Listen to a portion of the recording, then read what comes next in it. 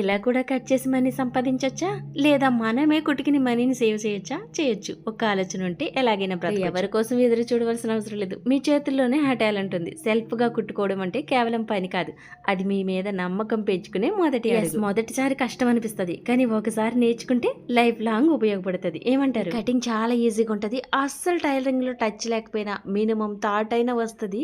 చివరి వరకు చూడండి, వీడియోకి ఒక లైక్. ఎందుకంటే ఈ కటింగ్ లో ఎలాంటి కొలతలు ఉండవు. ఆది బ్లౌజ్ ప్రింట్ తీసేయడమే. ఇంతకు ముందు ఒకసారి మీకు చూపించాను కదా. ఇక్కడ మొత్తం 5 బ్లౌజులు, లైనింగ్ బ్లౌజులు ఏమో 4 అన్నట్టు, ఒక బ్లౌజ్ నార్మల్ బ్లౌజ్, మొత్తం లైనింగ్ అండ్ నార్మల్ బ్లౌజ్ కింద వేసుకున్నాను. బ్లౌజ్ ఫ్యాబ్రిక్ ఎప్పుడు కూడా కట్ ఉన్నది అటువైపుకి వేసుకోవాలి, ఫోల్డింగ్ ఉన్నది మీ వైపుకి వేసుకోవాలి. మీ వైపునే మెడలు వస్తాయి. ఈ ప్రింట్ తీసే కటింగ్ లో మెయిన్ గా ఐరన్ చాలా ముఖ్యం.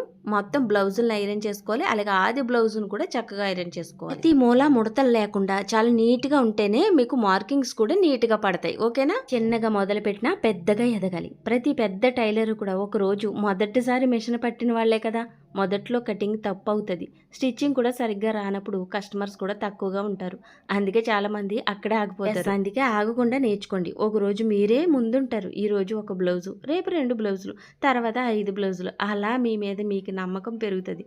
గుర్తుపెట్టుకోండి, పెద్దగా ఎదగాలంటే చిన్నగా మొదలు పెట్టాలి కదా. ఇప్పుడు పర్ఫెక్ట్ అయ్యాక స్టార్ట్ చేద్దామని అనుకోవద్దు. ఎప్పుడు స్టార్ట్ చేస్తేనే పర్ఫెక్ట్ అవుతుంది. బ్లౌజులు అన్నీ కూడా హెచ్చు తగ్గులు ఉంటాయి చివరిన, కాబట్టి ఒక పావించు అలా డ్రా చేసుకుని కట్ చేసేసుకోవాలి. హెచ్చు తగ్గులు లైన్ చేసుకోవాలి.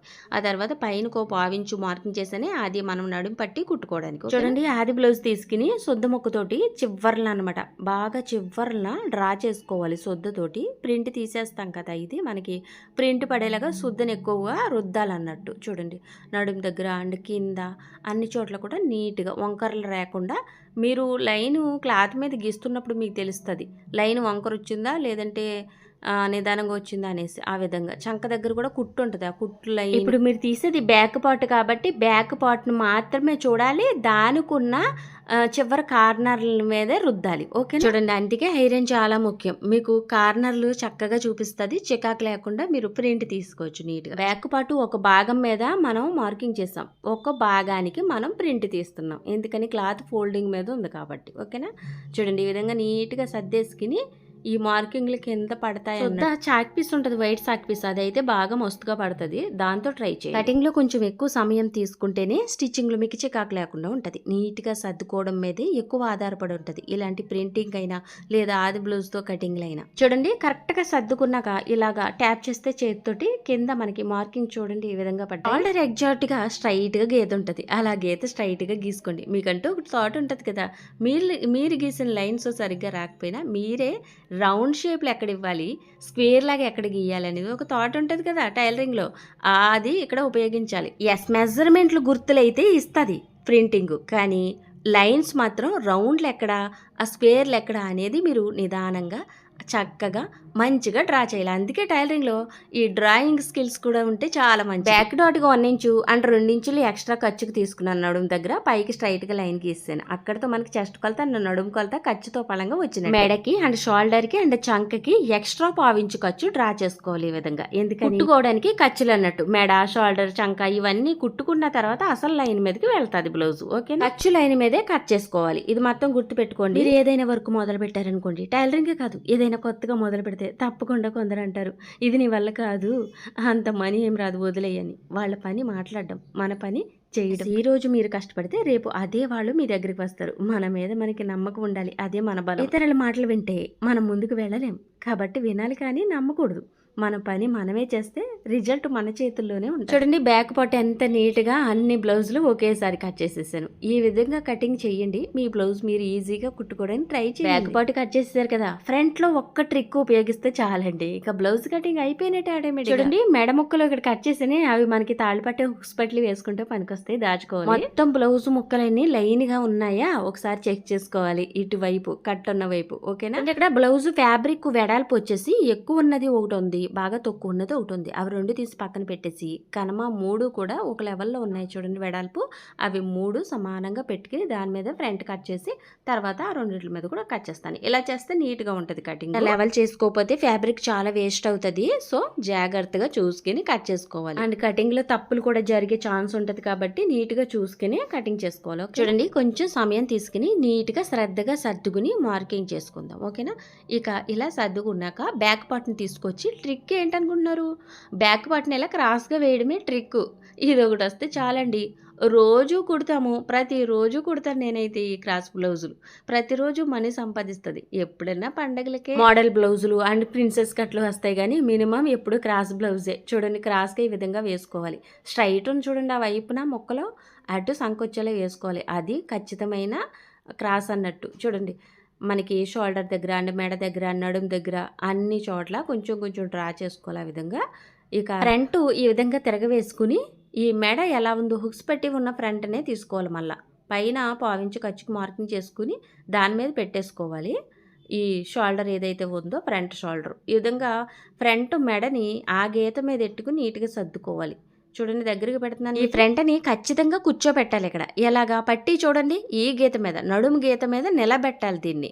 అలాగే రౌండ్ మెడని ఈ విధంగా సర్దుకుని ఎక్కడ వరకు వచ్చిందో అక్కడ వరకు మార్కింగ్ పైకి పావించు ఖర్చుకి మార్కింగ్ చేసుకుని ఆ లైన్ని పైకి కలపాలి. రౌండ్ షేప్ క్రాస్ బెల్ట్ దగ్గర ఒక మార్కింగ్ చేసి పైకి లైన్ డ్రా చేసేయండి. ఇక మిడిల్లో మనం ఒక డాట్ వేస్తాం, దానికి పావించుకోవచ్చు. అలాగే ఫ్రంట్ క్రాస్ బెల్ట్ కలిపి కుడితేనే దానికి పావించుకోవచ్చు. అవే 3 గీతలోనూ అది గుర్తుపెట్టుకోవాలి. ఇది పట్టీ కొలత, ఇక్కడతో పట్టీ కొలత అండ్ ఎదర ఫ్రంట్ మెడ కూడా అయిపోయింది. నెక్స్ట్ ఫ్రంట్ సంక ఎత్తికి ఆ చివరిని కొలవాలి చంక దగ్గర. ఓకేనా? చూడండి ఇక్కడ పావించు ఖర్చుకి మార్కింగ్ చేసుకుని పైన, ఎందుకంటే బ్లౌజ్ తిరగవేసలేదు కాబట్టి ఇదిగోండి కుట్టు కరెక్ట్గా అక్కడ పెట్టుకుని కింద క్రాస్ బెల్ట్ దగ్గర మార్కింగ్, కిందకి పావించు మార్కింగ్. అక్కడితో మనకి ఫ్రంట్ సంక ఎత్తు మార్కింగ్ అయిపోయింది. నెక్స్ట్ ఛాతి పొడవుకి ఇక్కడ షోల్డర్ దగ్గర ఒక పావించి మార్కింగ్ చేసుకుని మిడిల్లో ఈ విధంగా పెట్టేసుకుని చూడండి మిడిల్లో కంటే మెడ వైపుకి పెట్టుకుని నీట్గా కింద క్రాస్ బెల్ట్ దగ్గర కుట్టు ఉంటుంది, పెద్ద డాట్ ఉంటుంది, అక్కడ మార్కింగ్, కిందకి పావించి మార్కింగ్. ఇలా చేసుకున్నాక ఇలా క్రాస్గా కలుపు. ఇది మనకి ఛాతి పొడవు అన్నట్టు. ఇదిగోండి చంకలో 1/2 ఇంచు ముక్క అయితే తీసేయాలి కదా. ఇది మీ అందరికీ తెలుసు కదా. ఇక్కడ ముడతలు రాకుండా ఉండడానికి కరెక్ట్గా చంక మిడిల్లో 1/2 ఇంచు లోపలికి మార్కింగ్ చేసుకుని అటు షోల్డర్కి ఇటు చంక వైపు కలిపేస్తే ఆ క్రాస్ ముక్క పోయి అక్కడ ముడతలు రాకుండా ఉంటుంది. అంతే ఫ్రంట్ నీట్గా కట్ చేసేస్తాం. చూడండి టైలరింగ్ చేసే ప్రతి ఒక్కరికి ఒక సమస్య ఉంటుంది. బ్యాక్ పెయిన్, షోల్డర్ పెయిన్, చేతుల నొప్పి, ఇవన్నీ మనకి కొత్త ఏమి కావు. కొన్ని రోజులు అనిపిస్తుంది ఇది వదిలేయాలా అని. కానీ అదే టైంలో ఒకసారి ఆలోచించండి, మనం ఎందుకు మొదలు పెట్టాను? కుటుంబం కోసం, మన సొంతంగా గౌరవం కోసం, మన కాళ్ళ మీద నిలబడాలని కదా. పెయిన్ వస్తుంది కానీ అది అప్పటి వరకే, తర్వాత రిలీఫ్ తగ్గిపోద్ది కదా. మన లక్ష్యం మాత్రం శాశ్వతంగా ఉండేది. సో ఆరోగ్యం జాగ్రత్తగా చూసుకుంటూ కొంచెం బ్రేక్ తీసుకుంటే అప్పుడప్పుడు మళ్ళీ మొదలు పెట్టేలా ఉండాలి. ఎందుకంటే మనం ఆగితే మన కళలు కూడా అక్కడే ఆగిపోతాయి. ఇక ఫైనల్గా హ్యాండ్ కటింగ్ అయితే చేసేద్దామా. చేయి చివర హెచ్చు తగ్గులు ఉంటాయి కదా, దానికి పావించి కట్ చేసుకుని 1/2 ఇంచ్ అయితే లైనింగ్ తిరగవేసుకుంటే సరిపోతుంది.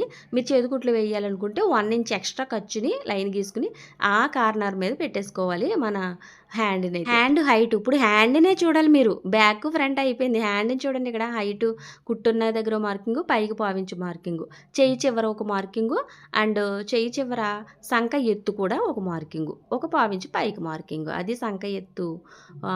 ఈ పావించు ఖర్చులు అస్సలు ఎక్కడ కూడా మిస్ అవ్వకూడదు. ఓకేనా? ఇదిగోండి చెయ్యి హైట్ స్ట్రైట్గా మార్కింగ్ చేసుకుని 1.5కి మార్కింగ్ చేసుకుని అక్కడి నుంచి క్రాసు కరువు తిప్పేలా ఉండాలి. హ్యాండ్ కరువు ఇక్కడ చంక ఎత్తు మార్కింగ్ ఉంది, ఖర్చు మార్కింగ్, దానికి అనిపోయాలి. అంతే. ఇదిగోండి ఇక్కడైతే నాకు కట్ వచ్చేసింది కదా మొక్క, అక్కడి నుంచి రౌండ్ తిరిగింది హ్యాండ్. ఓకేనా? ఇలా సరిపోద్ది. హ్యాండ్కి ఇక్కడ టక్స్ ఇచ్చాం, ఇది చాలా ముఖ్యం. చిన్నదని కొట్టుపడేయద్దు. మీరు హ్యాండ్ అతికేటప్పుడు షోల్డర్ మధ్యలోకి వచ్చేలాగా టక్స్ పెట్టాను, అక్కడ పెట్టుకున్నట్టే కుట్టాలి మీరు. ఇక క్రాస్ బెల్ట్కి అయితే కింద పావించు అండ్ ఎదర పావించు ఖర్చులకి డ్రా చేసుకుని ఆ కార్నర్లో మీ ఆది బ్లౌజు క్రాస్ బెల్ట్ పెట్టేసుకుని హైట్ని అండ్ వెడల్పుని అలాగే చివర హైటు మధ్యలో హైటు అన్నీ ఖర్చులతో పళంగా డ్రా చేసుకుని ఇలా డ్రా చేసుకుంటే మీ క్రాస్ బెల్ట్ చాలా ఈజీ. బ్యాక్ చాలా నిదానంగా కట్ చేసుకోవాలండి. ఎందుకంటే బ్యాక్ పార్ట్ నుంచే మనకి చంక కొలతలు అండ్ షోల్డర్ కొలతలు వెడల్పు కొలతలు వస్తాయి ఫ్రంట్కి. కానీ ఫ్రంట్కి మాత్రం క్రాస్గా వేసుకోవాలి, క్రాస్ బ్లౌజ్ కాబట్టి. ఫ్రంట్కి మనకి పట్టీ కొలతలు కానీ ఛాతి పొడవు కానీ అండ్ ఎదర మెడ కానీ చాలా ఇంపార్టెంట్. మనం ఫ్రంట్ చంకలోతు తీస్తాం కదా, అదైతే కామన్. ఇంతే, ఈ ట్రిక్కులు గుర్తుపెట్టుకుంటే చాలు, ఈజీగా కట్ చేయొచ్చు. హ్యాండ్ కటింగ్ ఏముంది అసలు క్రాస్ బెల్ట్ కటింగ్ కూడా మీరు అంతగా పట్టించుకునే అవసరం లేదు. అండ్ బ్యాక్ అండ్ ఫ్రంట్ మీద ఎక్కువ దృష్టి పెట్టండి. అండ్ అలాగే మెడ చిన్నదైపోయింది అనుకోండి, మీకు అసలు ఫిట్టింగ్ కుట్లు వంకరలు వచ్చేస్తాయి విపరీతంగా. మెడ మీ ఎగ్జాక్ట్లీగా ఆది బ్లౌజ్కి ఎంత ఉందో అంతా దిగిపోవాలి, అప్పుడే మీరు మెడని కట్ చేయండి అని చెప్పాను మీకు. చాలా మెడ అసలు కొంతమందికి చిన్నదవుతానికి కారణం ఒకటే, బ్యాక్ పార్ట్కి బ్లౌజ్ హైట్ కొలుస్తాం కదా, అది తక్కువ మార్కింగ్ చేసినా చిన్నదవుతుంది. అలాగే నడుము ఒకటి ఉంటుంది కదా, నడుము కింద, ఆ నడుము కొలత కూడా రాంగుగా చేసినా మీకు చిన్నదైపోద్ది. అలాగే మెడ లోతు ఉంటుంది కదా, లోతు కొన్ని మెడలకి డీప్ ఉంటుంది లోపలికి, మరి ఆ డీప్ను కూడా మీరు చూసుకోకపోయినా మెడలు చిన్నవి అవుతాయి. ఈ మూడిట్లని దృష్టిలో పెట్టుకుని మెడ దగ్గర చాలా పర్ఫెక్ట్గా మార్కింగ్లు చేసుకుని కొలుచుకుని అప్పుడే కట్ చేయాలి. చాలా మందికి ఒక డౌట్ ఉంటుంది, ఫ్రంట్ మనం డాట్లు వేస్తాం కదా, ఎక్స్ట్రా ఖర్చు తీసుకోవాలి కదా, అలా తీరేటి అనుకుంటారు. నిజానికి నేను ఎన్నాళ్ళ నుంచో బ్లౌజులు కుడుతున్నాను, టైలరింగ్ చేస్తున్నాను, కానీ ఎప్పుడు నేను ఎక్స్ట్రా ఖర్చు తీసుకోను. ఎందుకంటే ఎప్పుడు కూడా క్రాస్ తీస్తాం కాబట్టి ఆ మొక్క సాగుతుంది కాబట్టి అందులో కవర్ అయిపోతుంది ఆ డాట్కి వెళ్ళే ఫ్యాబ్రిక్.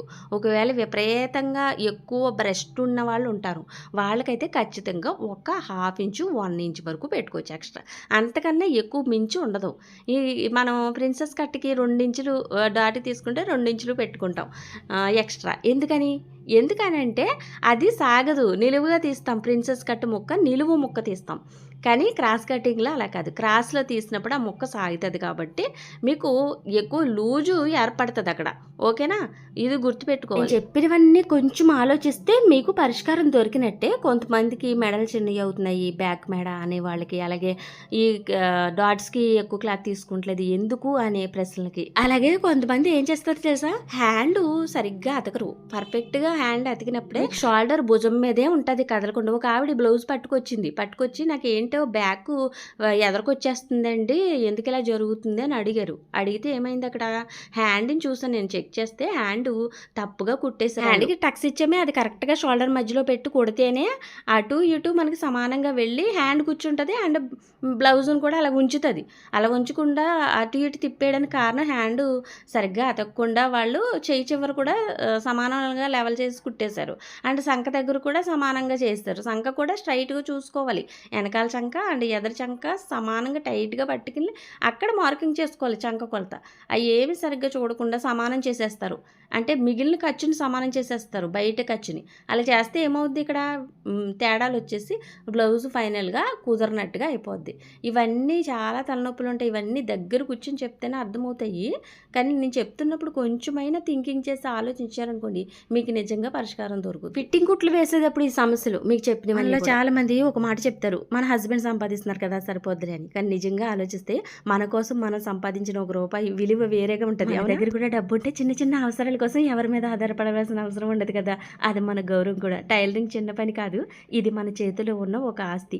ఈరోజు ఒక బ్లౌజ్ కుట్టినా రేపు 5 కుట్టగలిగిన ఒకరోజు మనం బోటిక్ కూడా ఓపెన్ చేయగలం. ఎవరైనా అడిగితే గర్వంగా చెప్పాలి, నేను సంపాదిస్తున్నాను. అందుకే నేను అంటాను, చిన్నగా మొదలు పెట్టండి కానీ ఆగిపోవద్దు. ప్రతి పెద్ద విజయానికి మొదలు ఒక చిన్న ప్రయత్నం. ఈ రోజు వీడియో అయితే ఇదండి, మరో మంచి వీడియోతో మళ్ళీ కలుద్దామండి. ఉంటానండి, బాయ్.